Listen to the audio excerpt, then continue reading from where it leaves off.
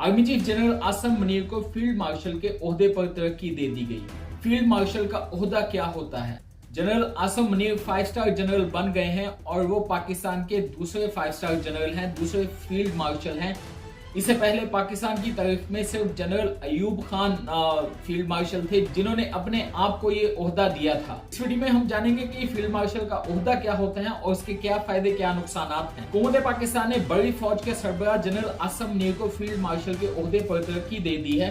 वज़ीर-ए-आज़म हाउस से जारी होने वाले बयान में कहा गया है कि हुकूमत पाकिस्तान की जानिब से मार का हक ऑपरेशन बुनियाद महसूस की आला हिकमत अमली और दिलेराना क़यादत की बुनियाद पर मुल्क की सलामती को यकीनी बनाने और दुश्मन को शिकस्त देने पर जनरल सैयद आसम मुनीर को फील्ड मार्शल के ओहदे पर तरक्की की मंजूरी दी गई है। वज़ीर-ए-आज़म ऑफिस की जानिब से मजीद बताया गया कि वज़ीर-ए-आज़म शहबाज शरीफ ने सदर ममलिकत आसफ अली जरदारी से मुलाकात करके उन्हें इस फैसले के हवाले से एतमाद में लिया। इस प्रमोशन पर, इस तरक्की पर जनरल आसम मुनीर साहब क्या कहते हैं, आइए जानते हैं। उन्होंने कहा कि ये एजाज पूरी कौम अफवाज पाकिस्तान, खासकर सिविल और मिलिट्री शोहदा और गाजियों के नाम वक्फ करता हूँ।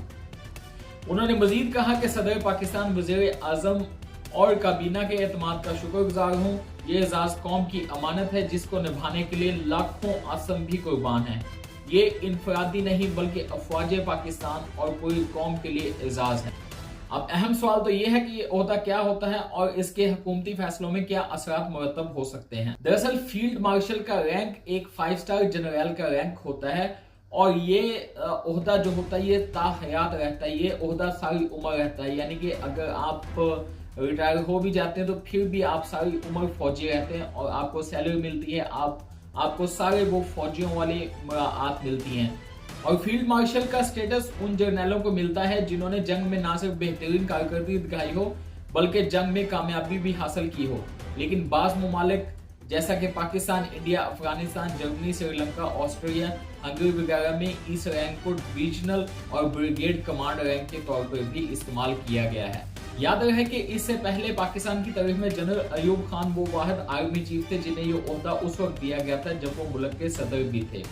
अयूब खान ने मुल्क में मार्शल लॉ नाफज किया और खुद ही अपने आप को फील्ड मार्शल भी बना दिया था, जबकि आसम मुनीर को हुकूमत ने ये ओहदा दिया है। इसके साथ साथ पाकिस्तान के पड़ोसी मुल्क में भी अब तक 2 फील्ड मार्शल रह चुके हैं।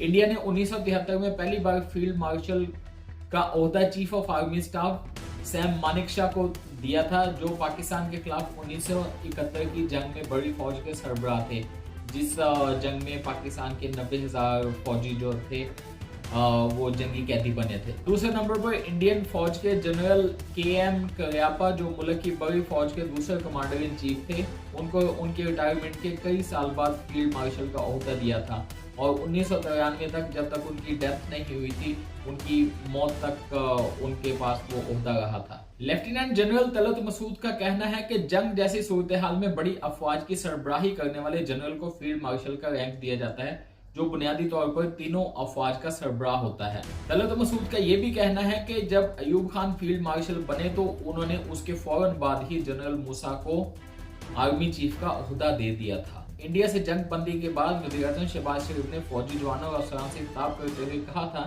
कि हमने इंडिया से 1971 की जंग का बदला ले लिया है। उन्होंने उस खिताब में यह भी कहा था कि वो जाती तौर गवाह हैं कि किस तरह फौज के सरबराह आसम मुनीर ने इंडिया के खिलाफ एक कामयाब जंगी हिकमत अमली बनाई। इस तकरीर के बाद टीवी मुबाहिसों में भी ये चहमगोइयां शुरू हो गई थी कि आसम मुनीर को हुकूमत फील्ड मार्शल के ओहदे पर तरक्की दे सकती है और ऐसा ही हुआ। कर्नल रिटायर्ड इनामुर रहीम कहते हैं कि आसम मुनीर को इस ओहदे पर तरक्की देकर हुकूमत ये पैगाम दे रही है कि उसने मुख्तसर जंग में बड़ी कामयाबी हासिल की है और अब उसके फौज के सरबराह अगर आर्मी से रिटायर भी हो गए तो फिर भी वो इधर ही ताहयात यूनिफॉर्म में अपनी खिदमत अंजाम दे सकते हैं।